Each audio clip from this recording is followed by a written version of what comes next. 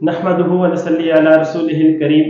तकबीरात तशरीफ, अल्लाहु अकबर, ला इलाहा इल्लल्लाह वल्लाहु अकबर वलिल्लाहिल हम्द। इनके पढ़ने का वक़्त 9 ज़िलहिज्जा फजर की नमाज से लेकर 13 ज़िलहिज्जा असर की नमाज तक, यानी असर की नमाज के बाद तकबीर तशरीक पढ़ने के बाद मगरिब में नहीं पढ़ी जाएंगी। ये तकबीर हर फर्ज नमाज के बाद एक मरतबा कहना वाजिब है। इन तारीखों में ये तकबीर हर फर्ज नमाज के बाद मर्द, औरत, मुकीम, मुसाफिर, हाजी, गैर हाजी, तन्हा और जमात से नमाज पढ़ने वाले हर एक पर वाजिब है, और मसबूक और लाहिक मुक्तदी पर बकिया नमाज से फरागत पर यह तकबीर कहना वाजिब है। ये तकबीर सिर्फ फर्ज नमाज के बाद पढ़ने का हुक्म है, सुन्नत और नफल के बाद नहीं। ये तकबीर मर्द दरमियानी बुलंद आवाज से और औरत आहिस्ता पढ़ेगी।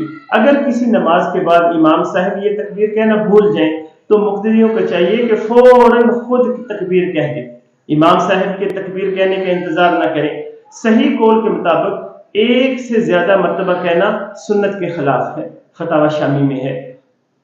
ईद उल अजहा की नमाज के बाद भी ये तकबीर कह लेनी चाहिए। इन तकबीरात के पढ़ने की हिकमत यह है कि अल्लाह ताला की बड़ाई और अजमत दिलों में पुख्ता हो जाए, आदमी उसके हर हुक्म की तामील करे, अपना जायजा ले कि अल्लाह ताला की अजमत और मोहब्बत दिल में पैदा हो रही है कि नहीं हो रही, अल्लाह ताला की नाफरमानी छूट रही है कि नहीं, और आखिरत की फिक्र दिल में पैदा हो रही है कि नहीं, या दिन ब दिन दुनिया की हवस, दुनिया की मोहब्बत में इजाफा हो रहा है।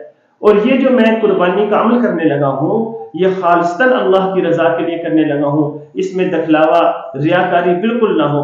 अल्लाह ताला हमारे हर नेक अमल को अपनी बारगाह में कबूल फरमाए और हर नेक अमल को अपनी जात के लिए करने की तौफीक अता फरमाए। अस्सलामु अलैकुम।